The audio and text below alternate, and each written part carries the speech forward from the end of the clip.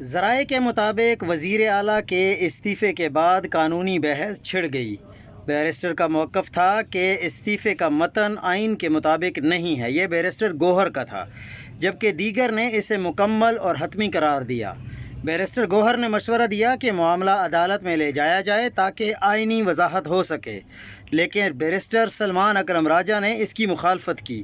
ذرائع کا کہنا ہے کہ سلمان اکرم راجہ کا موقف تھا کہ آئین اس حوالے سے بالکل واضح ہے، اگر عدالت سے رجوع کیا تو وزارت اعلیٰ کا انتخاب تاخیر کا شکار ہو سکتا ہے، اور یہی نکتہ اکثریت کو قائل کر گیا۔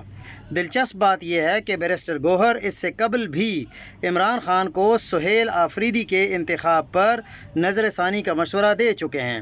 اب ان کی خاموشی اور پس پردہ رہنا پارٹی کے اندر نئے شکوک و شبہات کو جنم دے رہا ہے۔ یاد رہے، عمران خان خود واضح کر چکے ہیں کہ گنڈا پور، بیرسٹر سیف اور بیرسٹر گوہر اسٹیبلشمنٹ سے ہر قسم کا رابطہ بند کر دیں۔ اب سوال یہ ہے کہ کیا بیرسٹر گوہر واقعی پس پردہ ہیں یا انہیں پارٹی میں غیر فعال کر دیا گیا ہے؟